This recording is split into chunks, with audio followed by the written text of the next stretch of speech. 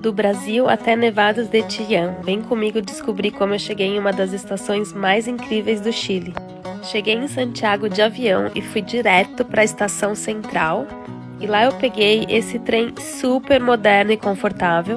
Tem até cafeteria dentro do trem e como vocês podem ver eu desfrutei muito.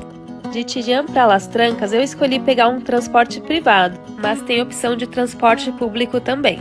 Las Trancas é um povoado charmoso no pé da montanha e eu estou me hospedando aqui nas cabanas Las Trancas.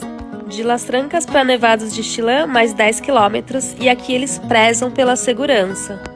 E se você tem vontade de vir para cá, já salva esse vídeo que pode ser útil para você. E olha essa neve!